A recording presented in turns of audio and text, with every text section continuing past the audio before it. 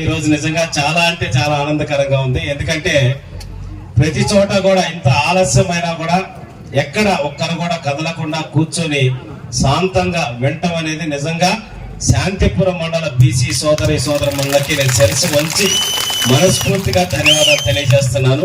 Telugu Desam party పట్ల, నారా చంద్రబాబు నాయుడు గారి పట్ల మీకున్న ప్రేమాభిమానాలు ఈ విధంగా చూపిస్తున్నందుకు, అలాగే ఈ కార్యక్రమాన్ని ఇంత దిగ్విజయంగా ఏర్పాటు చేసినటువంటి మండల తెలుగుదేశం పార్టీ శాంతిపురం మండల నాయకులకి, కోఆర్డినేట్ చేసినటువంటి అందరికీ పేరు పేరు నా హృదయపూర్వక నమస్కారాలు, ధన్యవాదాలు తెలియజేస్తా ఉన్నా. ఈరోజు మన వేదిక మీద పెద్దలందరూ చాలా మంది అన్ని విషయాలు మాట్లాడారు. దాంట్లో కొన్ని అంశాలు నేను మాట్లాడదలుచుకున్నా. ఒకటి, ఈరోజు తెలుగుదేశం పార్టీ అంటేనే బీసీల పార్టీ, అది మనందరికీ తెలుసు.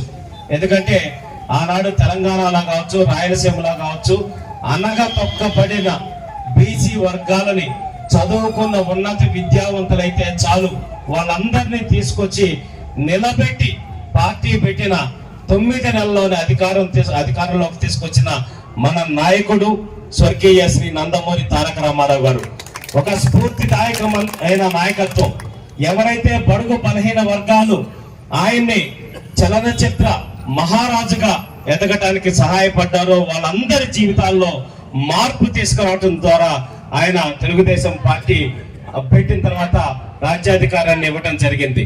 దాన్ని స్ఫూర్తిగా కొనసాగిస్తూ నారా చంద్రబాబు నాయుడు గారు ప్రతి ఒక్క అంశంలో కూడా బీసీలని ఏ విధంగా అభివృద్ధి పదంలో తీసుకొచ్చారో మనందరికీ తెలుసు.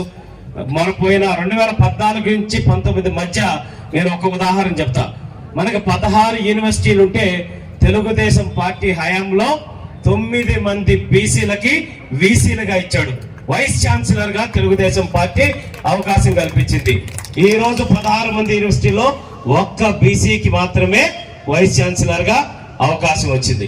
మీరు అందరూ చూస్తే నేను ఇంకా పేర్లు చెప్పడం అవసరం లేదు. రాజారెడ్డి, ఉమామహేశ్వరి, రకరకాల, నేను ఆ పేర్లన్నీ కూడా ఇప్పుడు టైం లేదు కాబట్టి చెప్పదలుచుకోలేదు.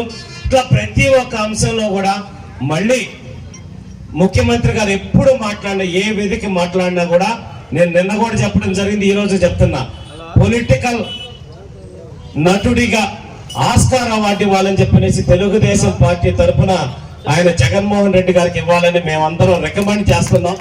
ఆయన పర్ఫార్మెన్స్ కి, వేదికల మీద ఆయన చేసేటటువంటి పర్ఫార్మెన్స్ కి తట్టుకోలేకపోతున్నాం అని చెప్పనేసి నా బీసీలు, నా ఎస్సీలు, నా ఎస్టీలు అని చెప్పనేసి బాగా ఇంట్లో పేపర్ పట్టుకొని బట్టి కొట్టినట్టున్నాడు.